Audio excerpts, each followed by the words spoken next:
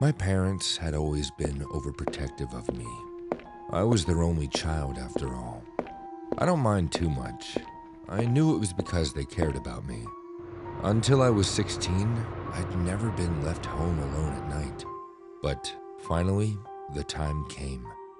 My parents left on a Thursday and wouldn't return until Saturday night. This was my chance to show them that I was responsible enough to look after myself. The first day was a breeze. Thursday was Netflix night, and summer break had me out with friends by Friday. That evening, my best friend Emma and I lounged on my bedroom balcony. It wasn't a mansion, but our house was spacious with a lovely view. As the 9 p.m. sky dimmed, we sat wrapped in blankets, sipping lemonade and laughing. But suddenly, Emma's laughter stopped. She was staring at something across the street. I returned to my balcony and tidied up the blankets. That's when I smelled the cigarette smoke again. I paused, looked out onto the street, and there he was, the man from earlier. He was standing beneath a streetlight watching me.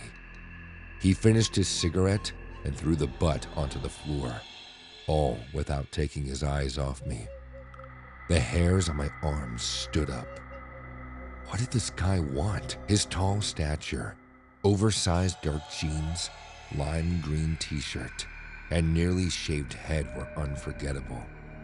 He stood very still with his hands in his pockets and his eyes fixed on us.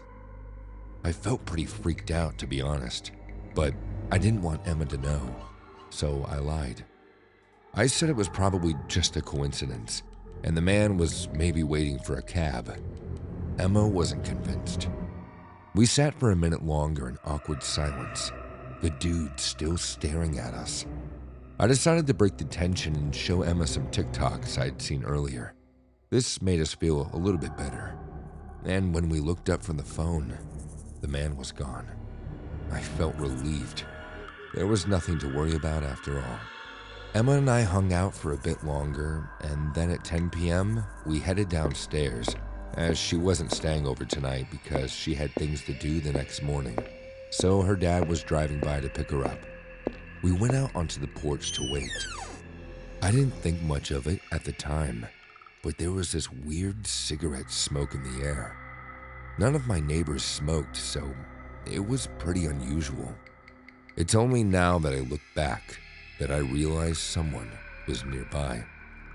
Emma's dad arrived just after 10, and then I went back inside. I remembered how quiet the house seemed. This was my first time staying there overnight alone, so it just seemed eerily quiet to me. I returned to my balcony and tidied up the blankets. That's when I smelled the cigarette smoke again. I paused, looked out onto the street, and there he was, the man from earlier. He was standing beneath a streetlight watching me. He finished his cigarette and threw the butt onto the floor, all without taking his eyes off me. The hairs on my arms stood up. What did this guy want? I knew I should have turned away and gone back inside, but instead, I waved at him like an idiot. This must have excited him because he started swinging around and around the lamppost like he was in a musical movie or something. Then, as if he couldn't get any creepier, he started grinding and gyrating against the pole as if he was making love to it. This was too gross. I immediately turned and went into the house. I thought about calling my parents, but I didn't want to worry them. So instead, I went around the house, checking that I locked all the windows and doors, and then I headed to bed. I woke up on Saturday morning and everything seemed ordinary outside. No sight of the man from last night. My parents were coming back home tomorrow, so I did a few chores and then went out with some friends. I got home around 9 p.m., and by 10, I was back on the balcony enjoying the stars coming out. The night was quiet. There wasn't much traffic where I lived. But then, the silence was interrupted by a giggle. Not a cute giggle of a child, but a gravely snicker. I peered over the edge of the balcony and was greeted by the smiling face of the man. This time, I didn't stay to watch him. I went back into the house and hid in my closet. I called Emma on my mobile and told her everything. She was extremely helpful, trying to calm me down while her dad called the police from his phone. Then, I heard this sound of smashing glass from downstairs. The man was in my house. I wanted to scream, but Emma helped me to stay quiet. Tears welled up in my eyes and spilled onto my cheeks. "Emma," I whispered, "if he gets in here, what will he do to me?" "Don't think about that now. Do you have anything you can use as a weapon?" she asked. I had nothing. Suddenly, everything went quiet in my house. I held my breath. Maybe the man wouldn't find me. The silence seemed to go on forever, although it was probably only a couple minutes. Suddenly, the closet door was thrown open, and I screamed. I dropped the phone and hid my face behind my eyes. I felt hands grab my wrists and pull me up. Terrified, I began to flail my arms, batting the man away. "Natasha, stop! It's me!" The voice was Emma's dad. He had come to rescue me. After calling the police, he jumped in his car and made his way there. I asked where the man was now, and Emma's dad explained that he was locked in the garage. Emma's dad had entered the house through the same broken window as the man, and when the guy wandered into the garage, Emma's dad closed the door and locked him in. Sirens blared in the distance, getting closer. Moments later, the police arrived and made their arrest. Emma's dad let me stay with them until my parents got home the next night. I'm so grateful for them for everything that they did. There's no way I could have stayed alone in that house for another night. My name's Hannah. When I was 16 and living in Texas, I was obsessed with horror stories. I couldn't get enough of them. Horror movies, books, reading Reddit forums, and watching true crime on YouTube. Never in my wildest dreams did I think that one day I'd be the main character in my own true life horror story. The story I'm about to tell you unfolded on a summer's day in my hometown. My parents would go out to work, and I'd hang at the house, enjoying my summer vacation. Sometimes I'd invite friends over, or we'd go chill at the mall. Today, though, everyone was busy or out of town with their family. I didn't mind spending the day alone. The air con in the house was better than the Texas heat anyway. It was approaching lunchtime, and I was getting hungry, so I decided to order from DoorDash. My parents absolutely hated DoorDash and food ordering apps. They just read some weird story online about creeps delivering food. But who even believes those? Millions of people use DoorDash every day with no problem. So, I get on the app and ordered from Chick-fil-A, my guilty pleasure. At this point, everything seemed normal. I placed the order and was notified, "Your driver, Eddie, is on his way." I don't really like answering the door to delivery guys, so I made a specific request to leave the food on the doorstep. If you've never used DoorDash before, let me tell you, that's a totally normal request. The food delivery person usually comes up to the door, leaves the food at the door, and then updates the app to say that the food has been delivered. Sometimes they might knock on the door or ring the doorbell, just to make sure that you know. But either way, it's a pretty normal thing to do. Eventually, I got a notification on my phone that Eddie was on his way, and then another saying that he was pulling into my street. Usually, this would mean I'd hear a soft thud of my food being dropped on the porch, and then my phone would beep to let me know that the delivery was made. But not today. I heard the car door open and close, footsteps as Eddie approached the house, and then nothing. Weird. How long does it take for this guy to drop off my food? I was upstairs in my room, so I went to the window and peeked out. I could see his car on the street, so I knew he hadn't left yet. I checked my phone. He definitely hadn't updated the app to say that the delivery was made, so I assumed he was still on my porch. And then I saw him. He walked back out onto the driveway and looked right up at my bedroom window. He was tall, scruffy, a bit unkempt looking, but there was something in his eyes that freaked me out. They were so dark, like he had no irises, just big black pupils. I quickly moved away from the window. Just hurry up, dude, and leave. Next, I heard 3 loud, slow knocks on the front door. What the actual fuck was going on? I stood in silence in my bedroom, afraid to move. Eddie knocked again, but this time louder, more forceful. I called down that he could just leave the food on the porch and I'd come get it. The knocking continued, louder, more forceful. This was when I realized he wasn't just knocking now. He was kicking the door. Was he trying to get in? I moved towards the top landing of my house, where I had a good view of the door, and called down again. Is there a problem with my order? You could just leave it on the doorstep. It's fine, really. I tried to keep my voice steady, but inside I was shaking. Hannah, came Eddie's voice. Let's not play games. Open the door. I don't know how else to explain it, but his voice wasn't like a normal human voice. It was the voice of a madman. The type of voice you heard in horror movies like Hannibal or The Shining. This dude was going to kill me, I just knew it. No sooner had the thought passed my mind when the door broke open. There, at the bottom of the stairs, stood Eddie, his tall figure silhouetted in the Texas sun. With Eddie in the house, my brain ceased to function, and my body took over.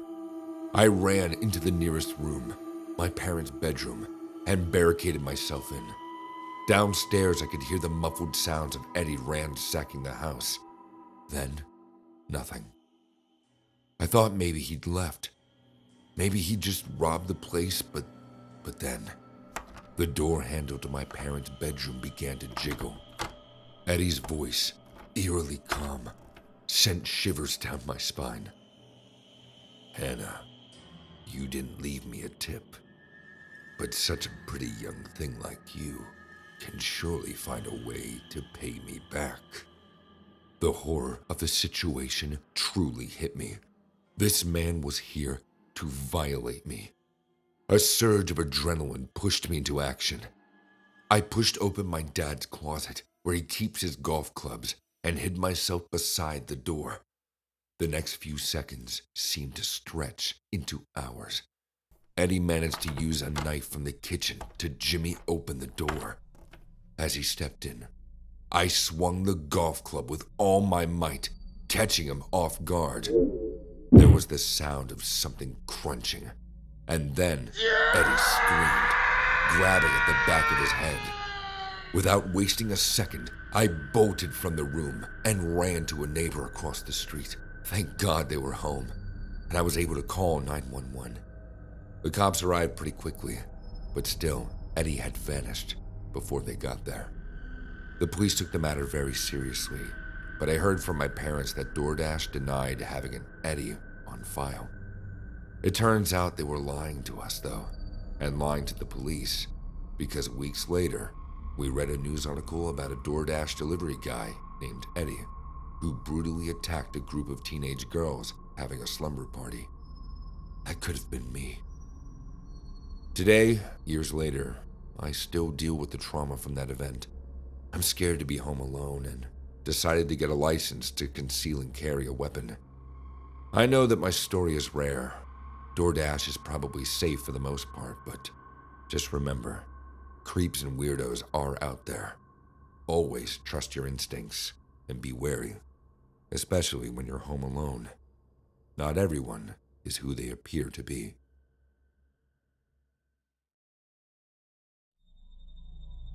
This story takes place only last year.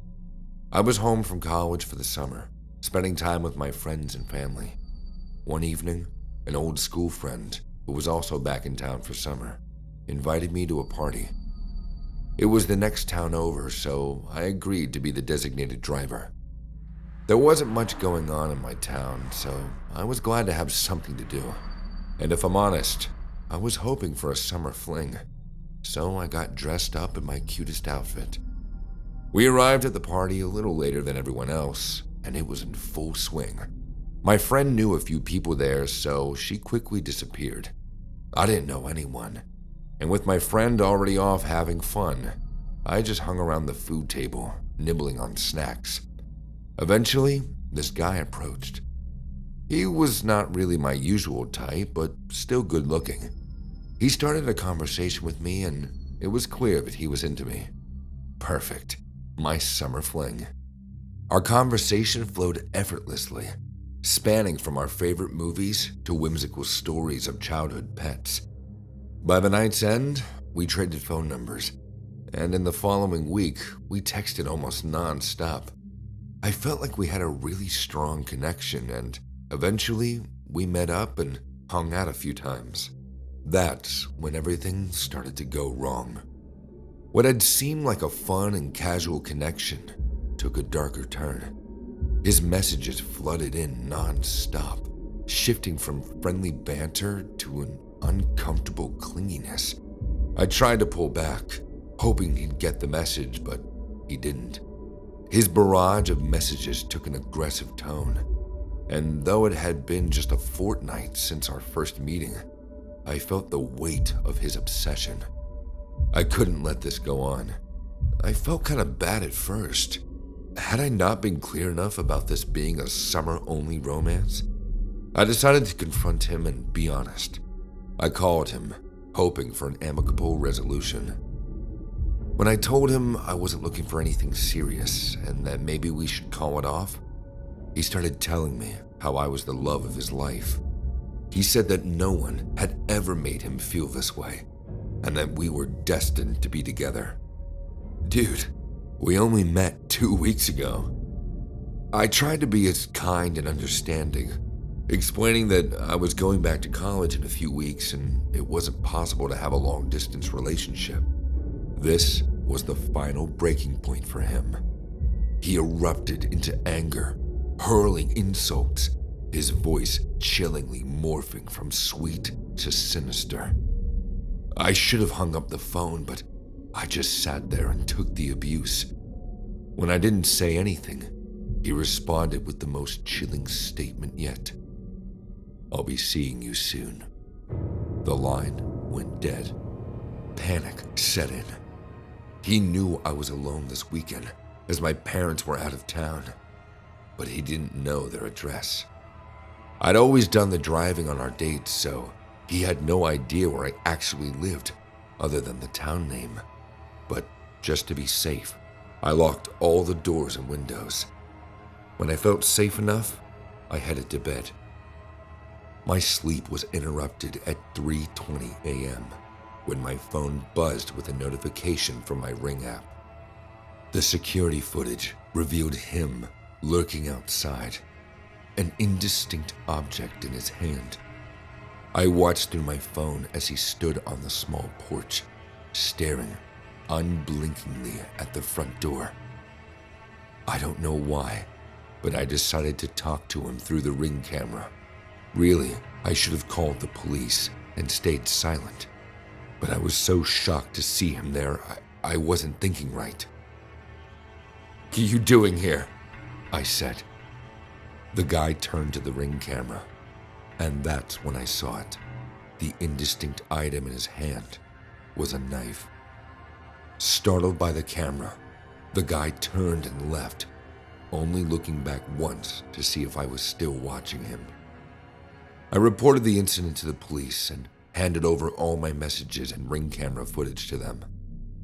It turns out that by sharing so much personal information with this guy, he was able to log into my social media accounts. You know how they ask some weird information like your pet's first name or your mom's maiden name? Well, I told him everything that he needed to know. It felt disgusting to know that this relationship I was building had been exploited, and even more terrifying to know that this sharing could have gotten me killed. It's alarming how easily personal anecdotes can be weaponized in our digital age. Guard your stories, no matter how trivial they may seem. Enable two-factor authentication, and be mindful of whom you share your life with. The nights still hold a tinge of fear for me. Please, let my experience be a lesson. Stay safe and vigilant.